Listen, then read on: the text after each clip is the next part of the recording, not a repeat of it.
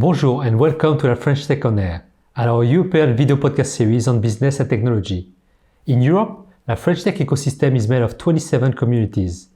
They are connecting local innovation to the French startup scene, creating a bridge to European tech movements. My name is Billy Yen. I am the co-founder of French Tech Cracovie. I will be your host and moderator for this podcast episode. Today, we'll speak about growth with Adrien Bacchi, president of la French Tech Sofia. Adrien, welcome. We are very happy to have you here today for this podcast episode. Thank you. Very happy as well. Thank you for the honor. It's our pleasure. So maybe let's start with a few words about you. Can you introduce yourself and maybe your journey? So I'm Adrien Bacchi, 41, born in Paris. And for the past 17 years now, I've been an entrepreneur out of France. So I've done 3 years in Belgium, and since 2008, I'm in Sofia, Bulgaria. I arrived in Sofia, Bulgaria with two long-time friends and also business partners. We started our web agency affiliation business, just the three of us in the beginning. And in between 2008, there's been growth, investment, startups that we self-funded and that we crashed. Another company that we raised funds and we also crashed the company. We sold that company and we crashed it. Adventurous journey. Yeah, if you have it in short, in 14 years we grew from 3 to 200 people, but in between you have 10, 5, 17, 4, 200, and there's been offices in Paris, offices in London, and now we are based fully in Sofia, Bulgaria.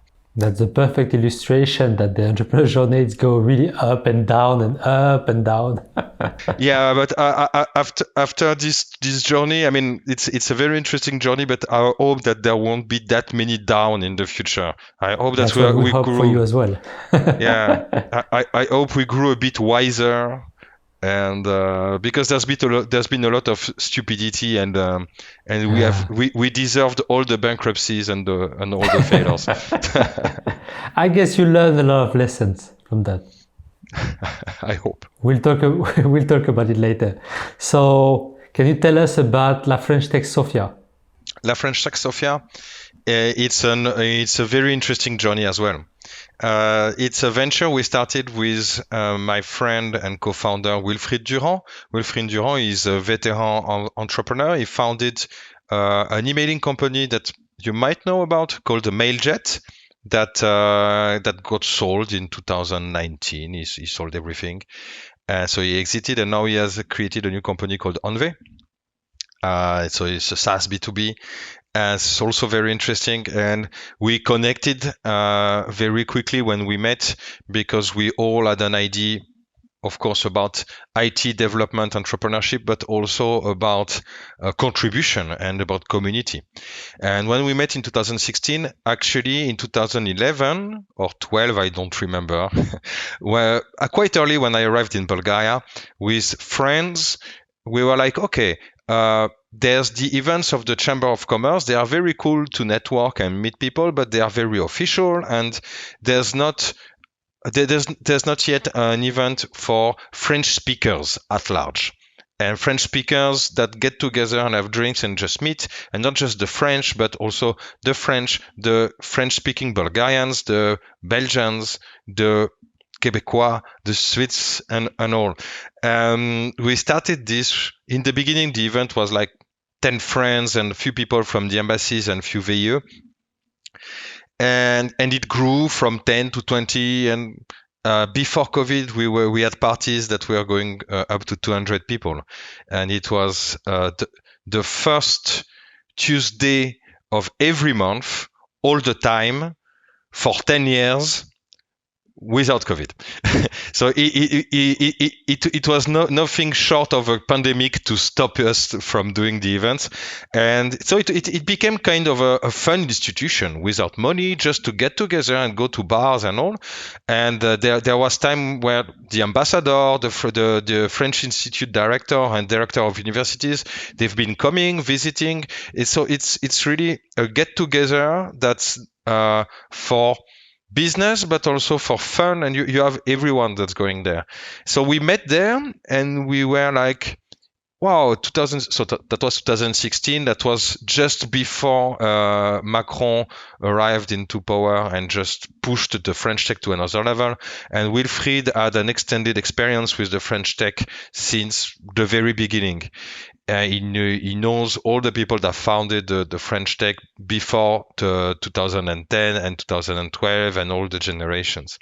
And we were like, okay, how could we push the informal get-together that we have created to the next level, and not just have it like people speak French and they drink beer, haha, it's nice, but okay, how can we contribute to the community and give visibility to the French-speaking tech ecosystem in Bulgaria, and this has just been feeding our reflection, and we received a lot of support and interest from the institution. At the time, the French director, Guillaume Robert, came to me and told me, listen, I see you've started something with the French Tech, and you need to go and to finish it.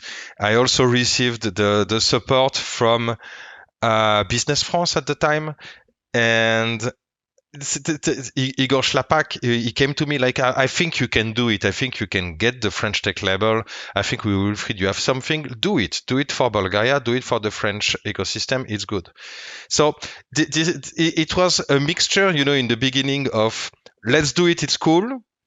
But then we had other things to do because, we have family, Cool we is have cool, businesses. but yeah, exactly. But then the support of the institutions has been really, really interesting. And so the embassy, the Chamber of Commerce, everyone was behind, like, okay, guys, do it. It's interesting.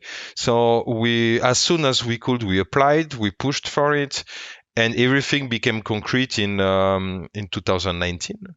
When we received the label, and then the rest of the story. There was the French Tech Community Summit in Paris in May 2019, and in between there's this community that is trying to survive despite COVID, because most of our communities, they are based on real life meetings and events, and well, digital is hard for this, but we are still there.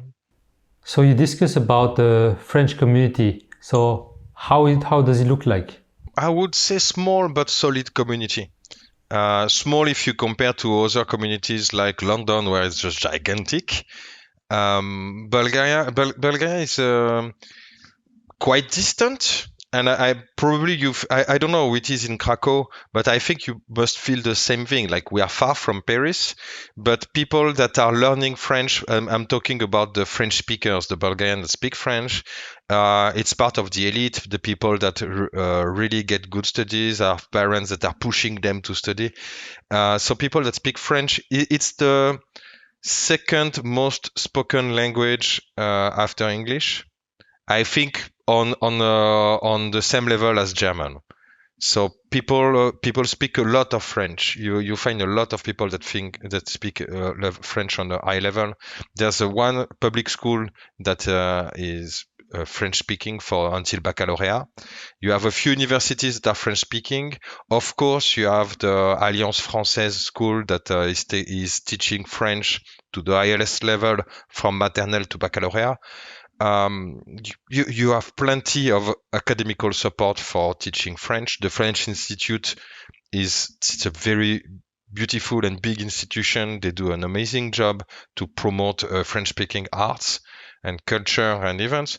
No, it's not a lot of people, because we are talking about 2,000 people in Sofia that are French, but the French-speaking community is several, I don't know. I will not venture to say numbers, but 20, 30, 50,000 people that speak French on a high level.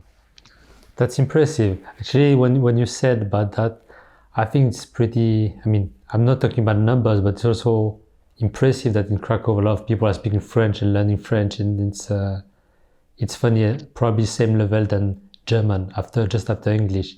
Mm-hmm. So That's funny. And if I may ask, how is the tech scene in Sofia? Very interesting. It's changed a lot in 10 years. Well, I've been here 14 years, so in 14 years it changed a lot.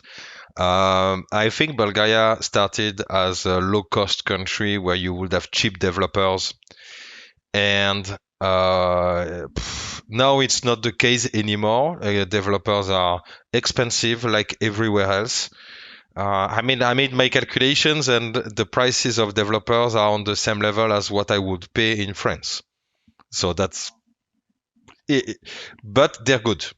They're good because it started with a lot of outsourcing companies that are part of the French Tech, like Proxiad, that came here in 2004, 5, very, very early, and they built beautiful companies based on outsourcing, and this has been like an academy, for the developers, and they've been working on high level projects with big brands. If it's not Renault, BNP, Société Générale, Mercedes, and 15 years later, these guys are good. So you have a generation of leaders that are now training the youngest ones. So you have very good people, but it's like everywhere, it's difficult to find the people. And yeah, the topic of talent shortage in the IT industry, it's pretty big, especially right now. But actually, it's I think what we observe in the Central and Eastern Europe about tech talent growing from a few years or a few decades ago, companies coming there and like implementing different solution project, people learning and rising skills, and now the next generation is like pretty performant. Yeah, definitely. And is there some startup or scale up in the region that people might be interested to see or maybe heard of? Okay, not part of the French tech, but you have one company that made some noise a few months ago called Payhawk. It's a fintech company because they are the first unicorn in Bulgaria. They rose something $250-300 million. So on the 1.2 billion value, something, and it's big for Bulgaria. The symbolic is extremely important because now it's a bit less the case, and thanks to this unicorn Payhawk, I think it will be even better. But in the past, I remember, so in 2012, when we crashed our first business, we made a new company called Ranking Hero. It was a social network for poker players. And we raised funds from French investors. Well, it was $1 million. And the complexity to explain to French investors, you're going to invest in Bulgaria, it was very, very difficult. And we were talking to friends and to friends of friends, so people that were really motivated and open to the idea of investing. And they were like, it's difficult, it's a lot of paperwork, it's a bizarre country, I don't know where it is, I don't know the language. And ultimately, a lot of very relevant feedback. And now in 2022, there are companies that can raise very large amount of money, means that the country is reaching a different level of credibility. Yeah, maybe a different perception, maybe attractiveness. So you have this one, and in the French tech community, there's two companies that are really. There's many, but I think that there's one that's very interesting called Nasecomo. They are in the agri-tech, so they are experimenting on, well, more than experimenting. It's like very solid entrepreneurs and a lot of investment into making food out of insects. And there's another one, Clear Lending, very interesting. It's a peer-to-peer financial services to connect people that are willing to borrow some money and people that are willing to lend some money. So it's a peer-to-peer lending, and it's they rose, I think, $800,000 last year. So they're on TV and all. So these two, they are really they are French founders. Yeah, actually, I think I don't know if it's part of our blood of food culture, but there is a lot of things around food tech and insect. Also, we have this scale up insect in France who I think is has a status of unicorn right now. So it's kind of a topic. By the way, talking about this, as a French person, I don't want to ask if you miss France because we all miss a bit of France. But what do you miss the most? If there is something that you miss. Oh, there's plenty of things I miss.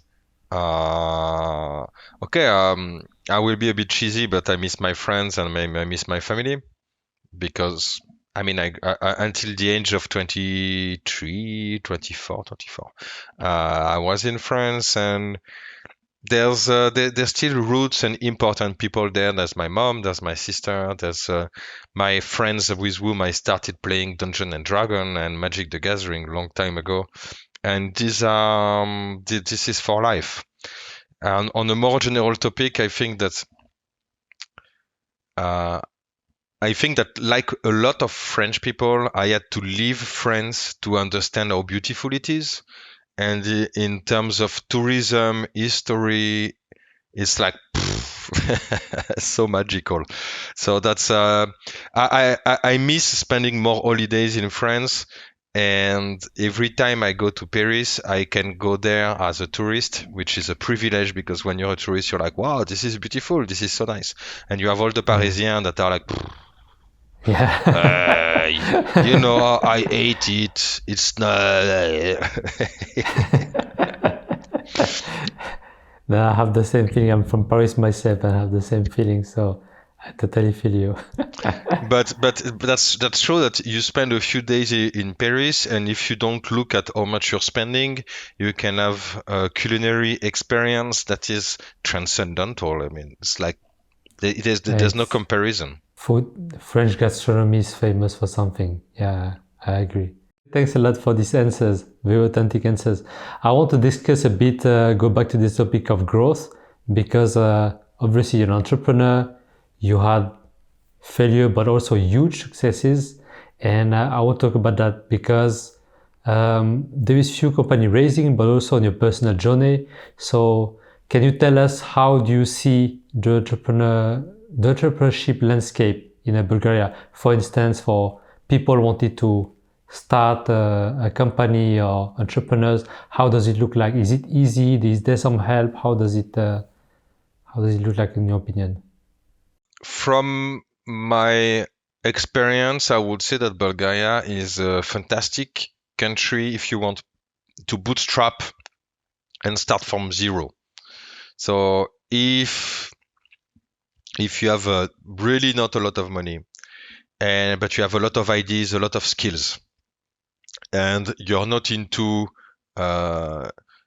searching grants and like official money and stuff and all, if you want really to bootstrap and to prototype, Bulgaria is fantastic because the cost of living is really affordable and quality of life is beautiful. I mean, it's sunny, it's green, people are nice, so you can have a very nice condition of living with not a lot of money, which saved us in our business because in between successes and bankruptcies, there's been moments where basically precisely 6 years ago, so July 2016, I had 140,000 euros of debt, like debt.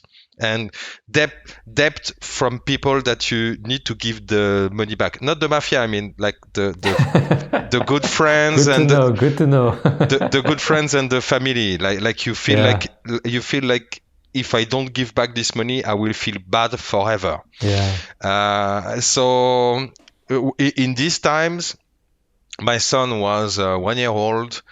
And my wife was working with us, so there was no money for nobody. And when you're negative cash flow, being in Bulgaria, you can so borrow a bit of money here and there, and you can survive in conditions that will still be acceptable for you. Because there was this thing that this is this moment where you're just negative in your cash flow, and you still need to find the energy and the motivation to wake up every day and being like, yeah, I'm negative on my money, but I'm still gonna make it. This is just temporary. It's just I'm just going down for the past 6 years, but tomorrow is gonna be fine. And that's the entrepreneurship mindset. Well, yeah, but it's not every day, and it's far from being every day because you panic, because you have a son, because la la la la la. So I know, well, I'm pretty sure that if I had the same journey in France with the fact that my apartment would have cost me a fortune, just the cost of living in Paris, if you don't have money coming in, you're just bleeding cash, and this extra stress, I'm not sure I would have found the energy to actually stand up again and make it happen. So I think that for entrepreneurship, this is awesome in Bulgaria, that you have less pressure if you start from zero. The flip side is that if you're looking for support from the government, if you're looking for grants, subsidies, any type of infrastructure to support you, lead you, mentor you, and all, there's zero. So this is also what when people are looking at Bulgaria, they often say like, wow, the taxes are very low, life is cheap and all. Yeah, okay, sure, but it's very American in the idea that it's very liberal. So if you're successful, good for you. But if you're not successful, nobody's going to be there to help you. And in France, I see the system. Okay, you're going to pay a lot of taxes. There's a lot of paperwork, but you have so much support from the government, and it's opening so many doors for scaling, for this and that. So I would say it's just different. But starting from zero, like 0, or 2,000 euro, you have 2,000 euros and a small business that is making 1,000 euro per month. Well, Bulgaria's fucking awesome because it's going to give you just the environment, the people. It's going to give you an amazing context to get some energy and to wake up every day with a smile and to be like, okay, I can do it. Thank you for this good advice, and I believe if someone wants to go to Bulgaria, you might have 1 or 2 new joiners soon. And actually, it's really an impressive journey you had. Can I ask if this the reason you called your company? Is it CB Phoenix? Chibi Phoenix. Chibi. Yeah, sorry about the pronunciation. But you had an amazing journey growing from 3 people to more than 150 right now. Can you tell us like a bit what was the success and the failure that you had during this journey? Well, thank you for the feedback, because first of all, I'm so much into it that I don't consider it a success. It just is. It just is. Yeah. Now we are close to 200 people. So it's not 200 people in Sofia. In Sofia, we are close to 70. And we are a video game studio, and we are a video game studio that is very much based on storytelling and content. So we have to create a lot of content, and it's images, it's scripting, it's stories, and we end up having to. It started with the realization in 2019 that there was not enough good artists in Bulgaria, and that if we wanted to scale the art production, we had to actually find artists where they are, meaning everywhere in the world. So we started to scale the production. We hired HR people specialized in contacting people on ArtStation, Facebook, Instagram, DeviantArt, Behance, and everywhere there's artists with their online portfolios. And we have really spent the past, since 2019, yes, the past 3 years non-stop hiring, firing to get to a team of, now it's between 100 and 120 freelancer, 130 some month, depending on how much we need to produce. But now we have a team that is really solid. So yeah. Really So happy for you. thank you. But it's just the beginning. That's the beauty of it, is that we have ambitions, like very big ambitions. I've, the There is this chance that we failed very, very hard between 2010 and 2016. Um, our first business was an emailing company. It was very successful, but we were too stupid to understand that it was very successful. At the time, we just thought that it was normal. And this is where we self-invested in our first publishing house for comic books. It's a digital platform that's called Amilova, amilova.com. It's still there.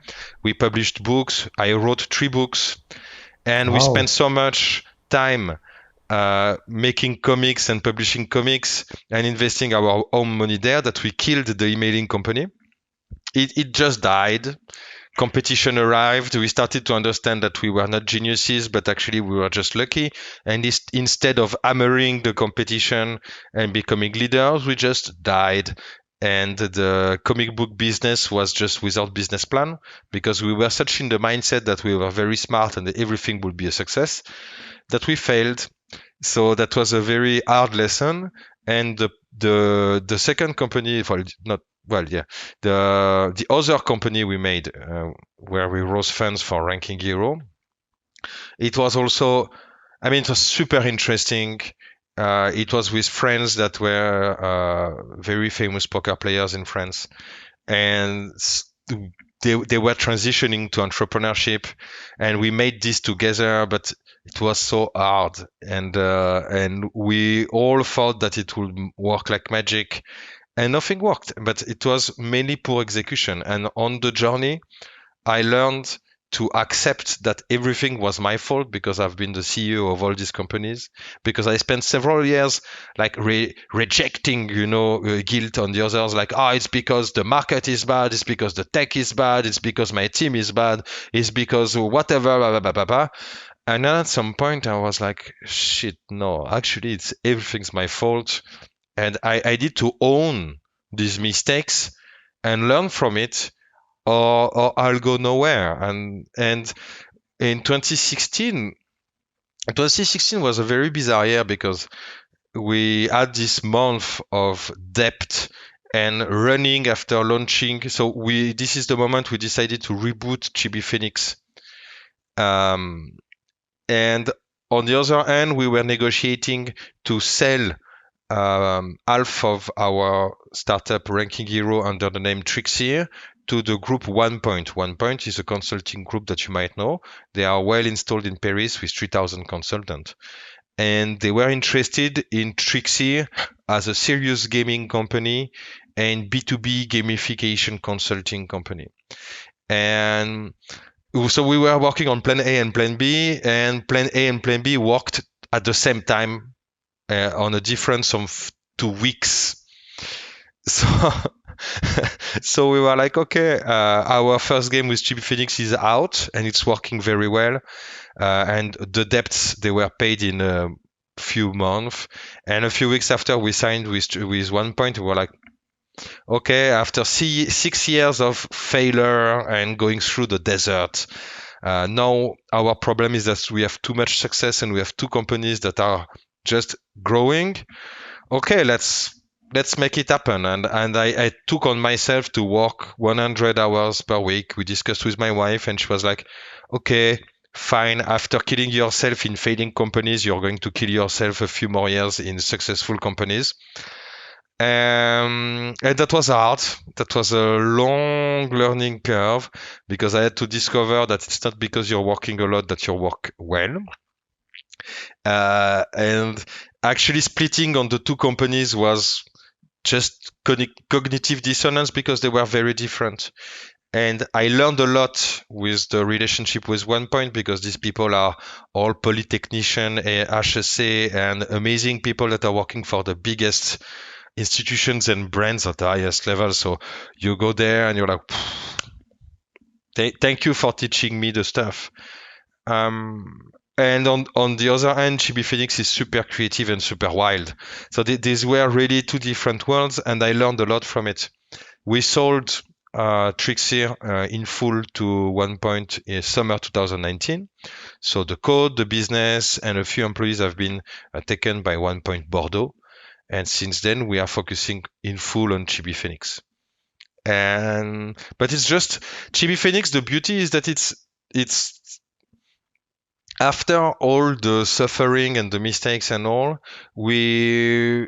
I put myself in the mindset that I need to be a lifelong learner and to learn from books and mentors and to grow. So I'm reading a lot of books, and I'm trying to put that into practice. And I think it's changing the mindset. It's changing everything, and we've been having organic growth on this company. So it's still owned by my two friends and me for the past 16 years now. We don't have investors, and we are growing it, little by little.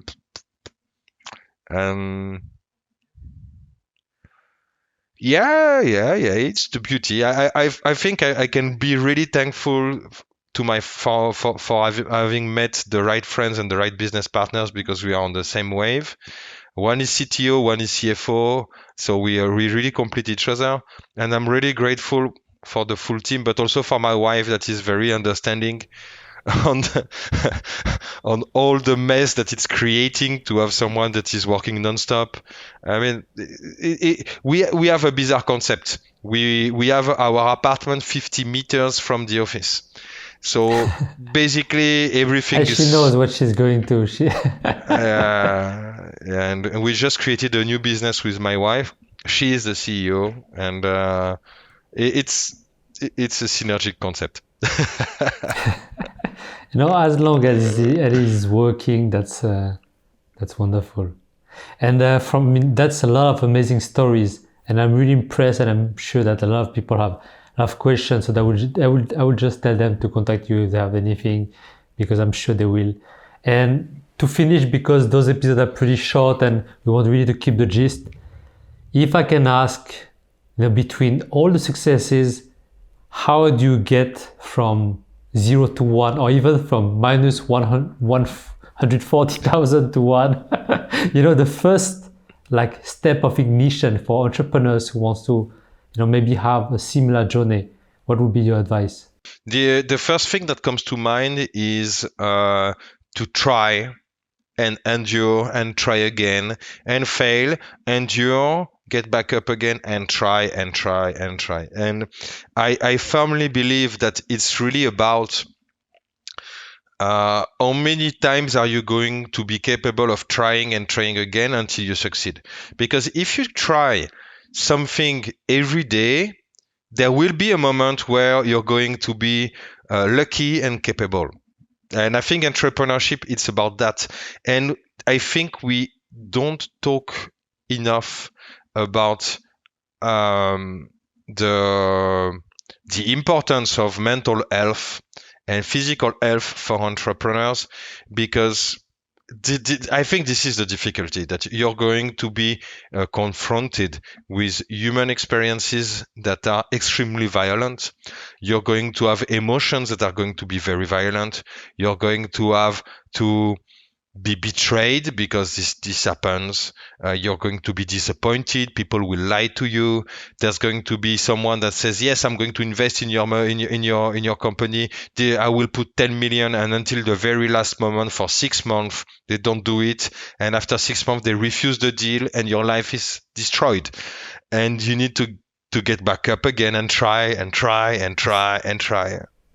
I think you're right. I mean, perseverance is the key here. I mean, there is a lot of things, and I think that every person who create some kind of company or even being an entrepreneur knows is that there is things you can control, and there is a lot of things that you cannot control. So you just need to be perseverant, try again, and have faith in your skills, in yourself. And yeah, as you mentioned, failure gonna happen, a lot of emotions, so be prepared. But honestly, I think it's been a really thoughtful session. I really enjoyed it. Adrien, thank you a lot. And I'm sure that a lot of people, learn a lot. At least I did. So thank you. Really, really appreciate it. So I want to thank you also, everyone, for being with us. I hope you enjoyed the conversation with Adrien Bacchi, again, president of La French Tech Sofia, CEO of Chibi Phoenix, and a lot of different things. This session is available on video on YouTube and audio only on all the global podcast platforms. Follow us on LinkedIn and YouTube to be updated about the next episode. À bientôt.